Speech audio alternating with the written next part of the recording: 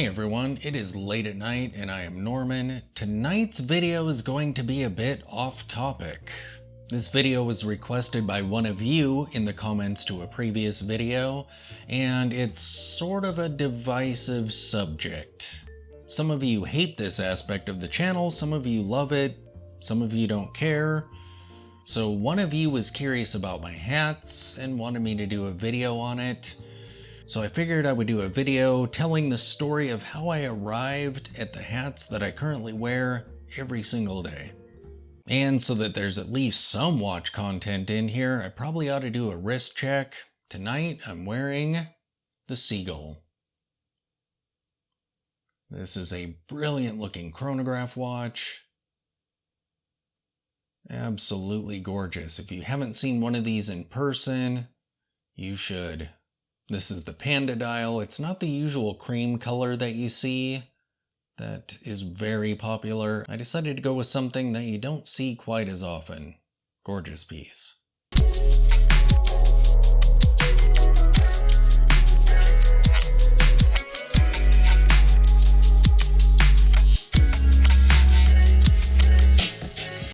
Alright, so let me get into it. I've always loved hats, even when I was a little kid.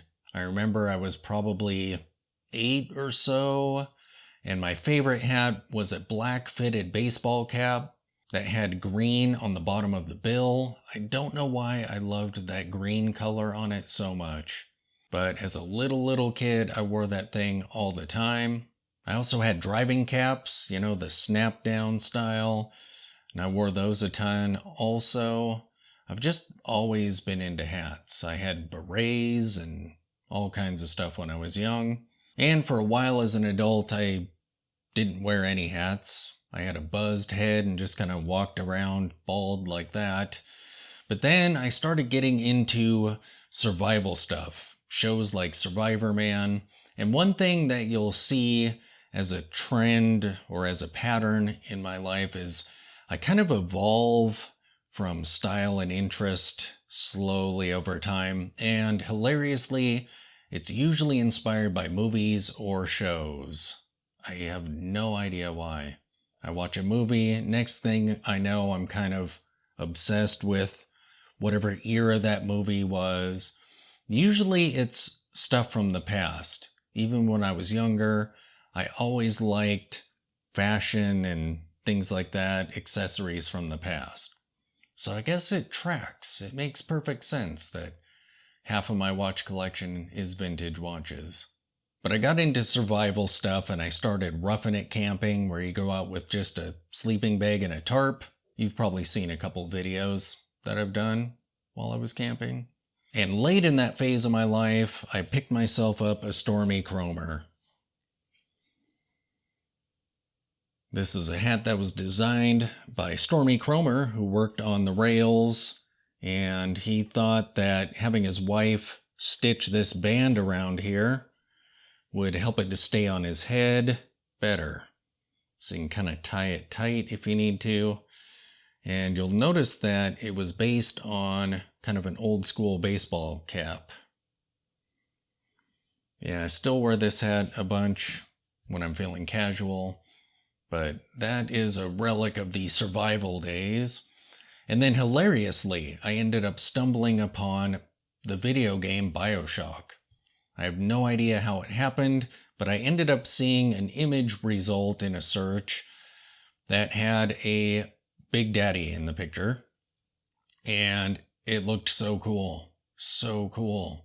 So I bought the video game and absolutely loved it and became totally obsessed with all things nautical. So I started reading old 1800s journals written by men before the mast, the workers, not the captains. Stuff that was written by the captains was just fancy, overworded, and yeah. The workers wrote like real people.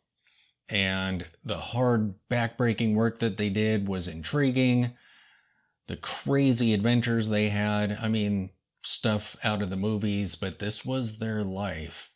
So at that point, I totally just dressed like a sailor every day. And one of my favorite all-time favorite hats of that era is this particular Brixton Fiddler cap. And these Brixton Fiddlers are the coolest fisherman cap that I've ever seen. I prefer these over the Greek fisherman caps because the bill is shorter and more form-fitting around this way. They aren't just flat. They're just a great design. And I really wanted these in wool, but there was no such thing. These are it for this design. I haven't seen any other hat that's designed quite as well as that one. So I worked out a pattern for that hat and figured out how to make them myself. And the ones that I made are close. Here's one of the wool ones. This is all hand stitched, which was kind of in keeping with my obsession with old-timey sailors. Unfortunately, all of these hats are kind of small because the material is so thick. I should have oversized it. By the time I was done stitching it all, it's pretty snug on the head. But that would be an advantage later on, because as part of this obsession, I started sailboat racing. So my wife and I took a sailing course, and at the end of that, our instructor suggested showing up at the marina on Wednesdays and just see if there was a captain that had room on his boat. And the snugness of this cap is perfect. And with the floppy bill here, you can just stuff it in your pocket when you're not wearing it. And if it catches on anything, it doesn't fly off your head. This was actually perfect for sailing. And that was a pretty crazy adventure. I sailed with a captain who kept a tight ship. He was hard on everybody, which is proper. It was great. But then one day he just quit showing up. His boat was still there, and it is to this day, and this was over 5 years ago. His boat is looking really rough though. But apparently he's not dead. A guy that I had sailed with has been in touch with him, it sounds like, and he's amenable to selling the boat. So if this other guy ends up purchasing it, I'm going to go out and help him restore it and hopefully race with him with my youngest son during the summer. We'll find out. But after he vanished, I started racing with an old hippie pirate guy, and he was a character. Down below deck, his boat was completely covered with bikini-clad women who have been on his boat, just wallpapered. He was gruff, he was a hippie, but yet he was a pirate, and he had crazy stories about hauling stuff to various islands for a living and sailing to Hawaii in his boat. I think it was a 40-footer. I never really learned the details of the boats. I was too concentrated on just learning how to work on them. But I kind of quit sailing with him, mainly because there was one incident where we had a lady on the boat with a very low cropped shirt, and for some reason, some mysterious reason, he was super nice to her and yelling at the rest of us. And that was not okay. In my mind, he needs to be yelling at absolutely everybody on the boat, and then when you're done racing, you can flirt with her all you want. But that was just infuriating, getting yelled at. Meanwhile, she's actually doing some important work, and he's being all gentle. But it's been a while since I've been racing. That was years ago.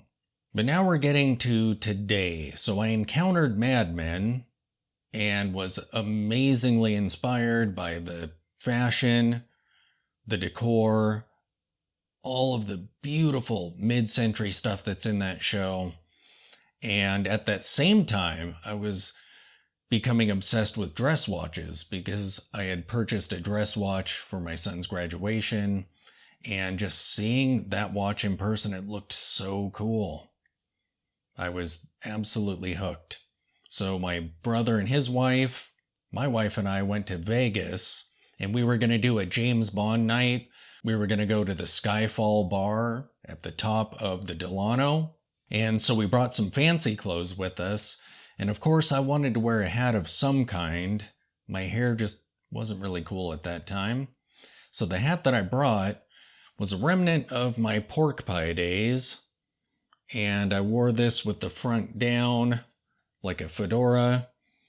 It looked great with my suit. I loved it. So as soon as I got home from that trip, that was when I got the bucket hats that you've seen in my videos.